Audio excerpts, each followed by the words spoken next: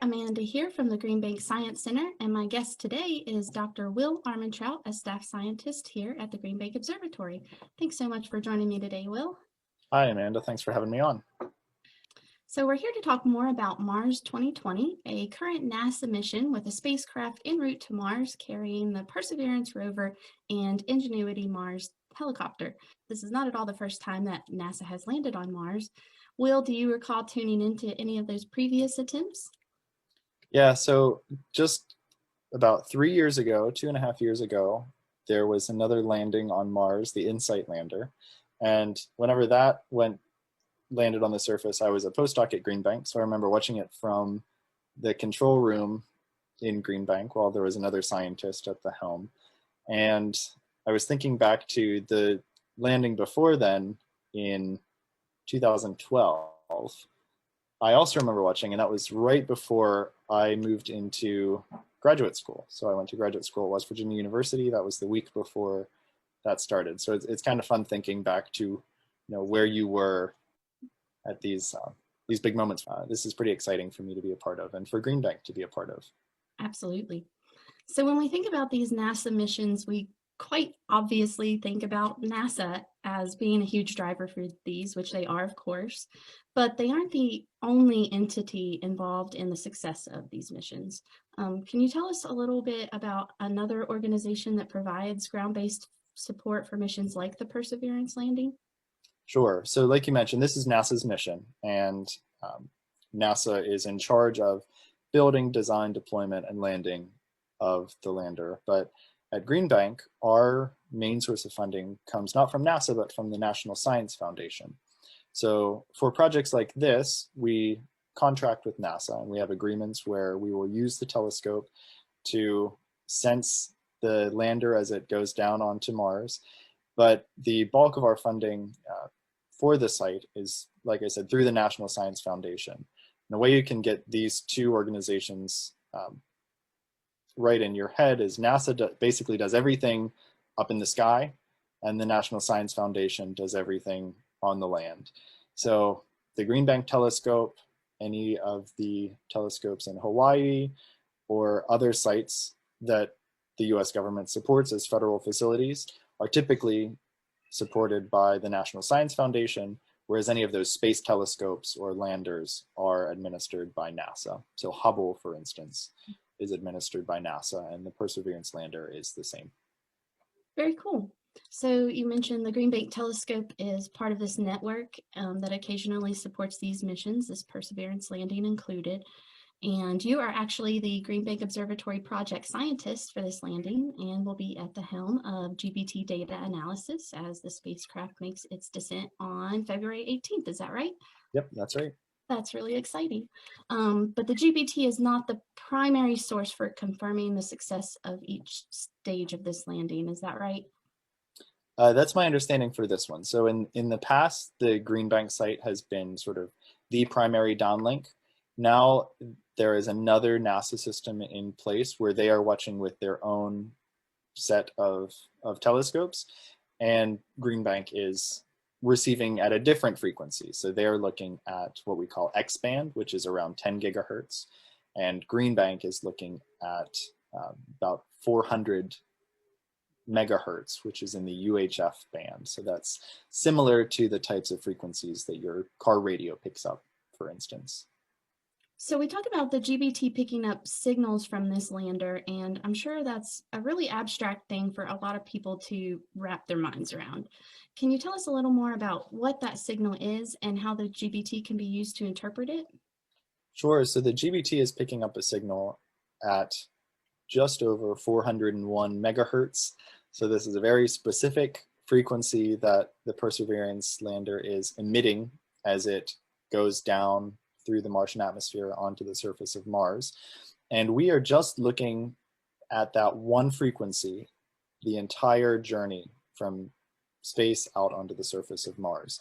So the GBT is going to track Mars, point at Mars, and as the lander changes speed, because it has to really rapidly decrease its speed from tens of thousands of miles per hour to basically nothing in those 7 minutes as it goes through Martian atmosphere, we're able to see slight shifts in the frequency of light that is emitted. And you can think about this like an ambulance that's driving past you. As the ambulance is coming towards you, it has a higher frequency of sound that you hear, and when it passes you and goes away, that sound lowers in pitch. And so we're able to see certain key moments of the lander's descent onto the Martian surface based on where that frequency happens to be. That's really cool. And how long does it take such a signal to reach the GBT from Mars? From Mars in its current location, it's about 11 minutes. So I think light from Mars can take anywhere from about 3 minutes to 12 minutes or so, just depending on where Mars is in its orbit. And so interestingly, if it takes 11 minutes for that light to get here from Mars, the whole EDL phase, entry, descent, and landing phase of Perseverance is only 7 minutes long. So Perseverance will have landed before we even get the signal that it's starting to enter the Martian atmosphere. Oh, wow. That's really scary a little bit. Not Yeah, knowing what's happening. You're blind for a few minutes there. Yeah, so all of these operations that Perseverance is going to do are already planned, already coded into the mission. It basically knows what to do, and we are just watching to make sure it does all of those things correctly. So when we think of the GBT, we think about its collection of radio waves, and you keep using the term light. So that's pretty much can be used interchangeably. Is that right? Yeah, so light has many different frequencies, and radio frequencies are just one of the versions of light that is out there. So our eyes are sensitive to optical emission, which has a very low wavelength or high frequency. Radio waves just are a much lower frequency of light, longer wavelength. And so the GBT is sensitive to light from about 100 megahertz to about 116 gigahertz. So I'm sure that the day of events are not the only time that you're working on this project.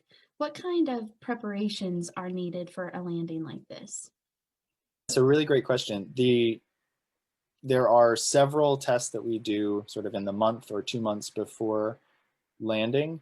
Luckily, we already have things on Mars that we can point to and detect a signal from. So that's a really good test for what game day is going to be like. So just about a week ago, we had a test where we pointed at Mars and tracked Mars before we knew there was going to be a transmission from another one of the landers on the planet. So we knew that at a certain time, InSight, which is the Mars lander that landed in 2018, was going to transmit a signal. And so we pointed the GBT at that lander, had everything set up like we will have on February 18th, and we were able to see that signal come through. So that gives you a little confidence about being able to get that on February 18th.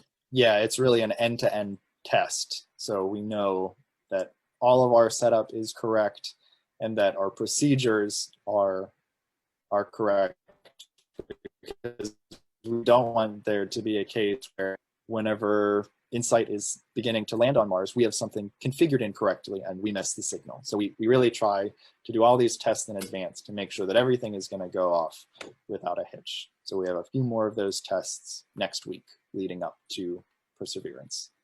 Well, thank you for putting that into terms that are accessible to those of us that are not astronomers. What time is this landing expected to occur on February 18th? So we will be tracking the lander the whole way from about noon to 5 p.m., but the actual landing will be between 3 and 4 p.m. Eastern time. Cool. And what will you be doing during those critical moments? Yeah, so we have a whole team of people in Green Bank that are supporting the operations. My role is to actually submit the lens that tells the telescope. So I will be telling the telescope to point at Mars and take data. And there are some other tests that we'll be doing throughout that afternoon to make sure that everything is calibrated and working properly. Awesome. Well, we're rooting for you and the whole team for the success of this mission. And thank you, Will, for joining us today and sharing your knowledge and your role in this mission with us. Thank you very much, Amanda.